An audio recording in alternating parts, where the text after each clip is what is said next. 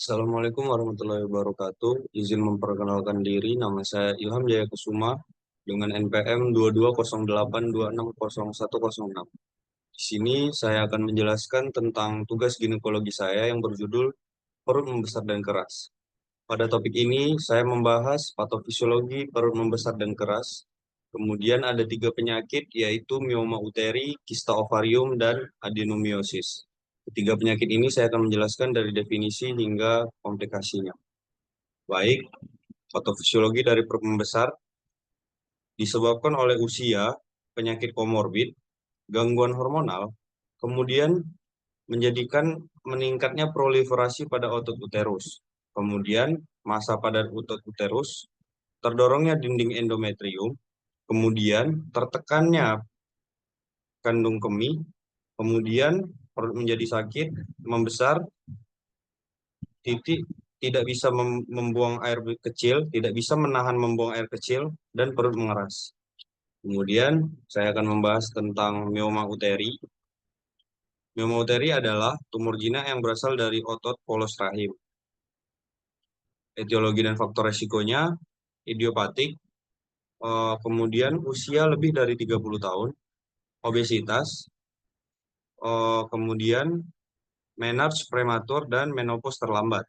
Kemudian kontraksi hormonal, kemudian penyakit komorbid seperti hipertensi dan PCOS, kemudian iritasi dan stres. Klasifikasinya berdasarkan lokasi terdapat mioma submukosa. Mioma submukosa terletak di bawah endometrium dan menjalar ke dalam rongga uterus. Kemudian Anda ada mioma intramural, kemudian Anda ada mioma subserosum.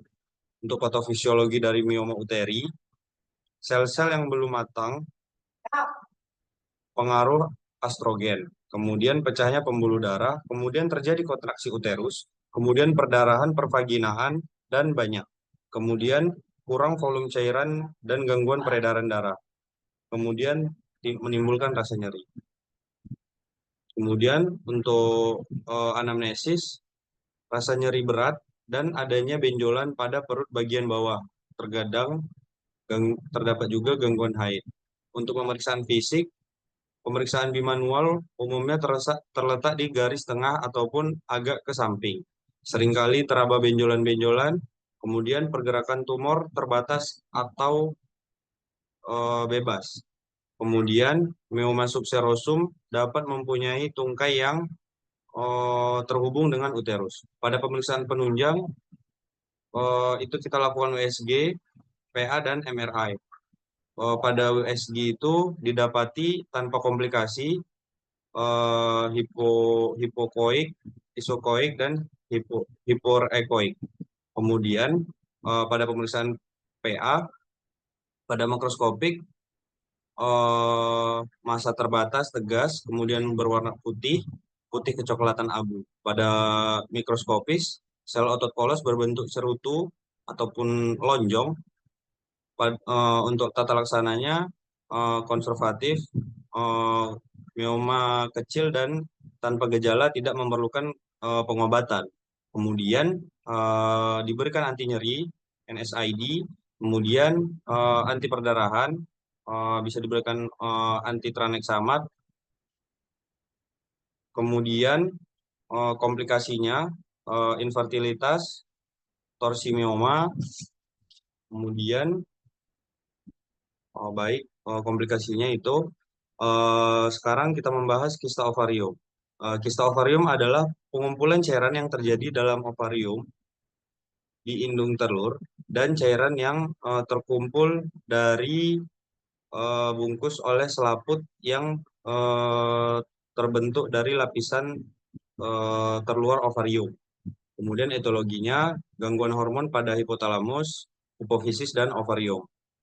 Adanya penyumbatan pada saluran yang berisi cairan karena infeksi.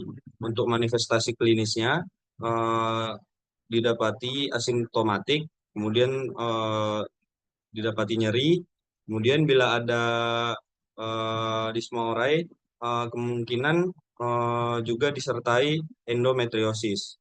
Kemudian rasa nyeri saat siklus menstruasi selesai. Rasa nyeri di panggul saat bergerak.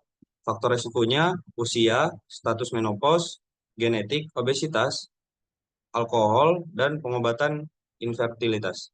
Pada pemeriksaan fisik ditemukan pada inspeksi itu nilai ukuran kista besar, abdomen membesar. Pada palpasi abdomen, bila ukuran kista cukup besar, maka dapat teraba saat pemeriksaan fisik. Kemudian pemeriksaan penunjang adalah laparoskopi, USG, kemudian pemeriksaan BHCG. Kemudian tata laksananya itu dapat kita lakukan terapi hormonal ataupun terapi pembedahan ataupun dilakukannya operasi. Komplikasinya perdarahan ke dalam kista, torsio, infeksi kista ovarium, robek dinding kista, dan degenerasi keganasan.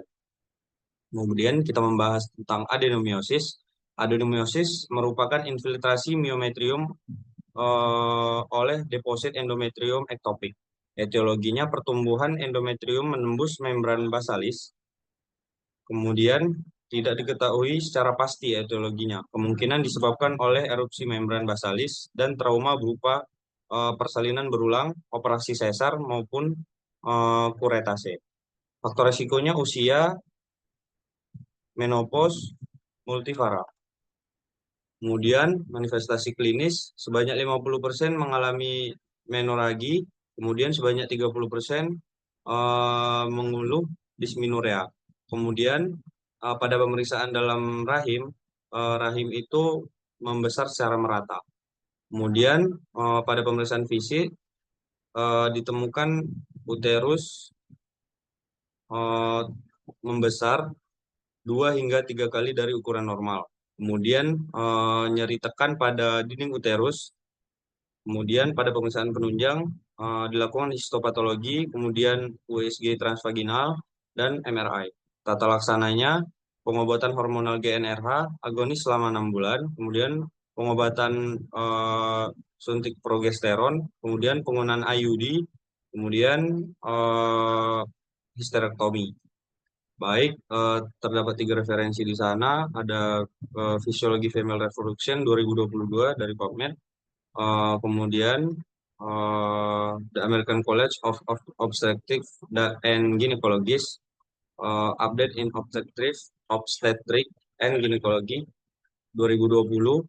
Kemudian terdapat endometriosis dari aspek teori sampai penanganan klinis, terbitan Airlangga University Press 2015. Baik, mungkin sekian presentasi dari saya. Saya ucapkan terima kasih. Assalamualaikum warahmatullahi wabarakatuh.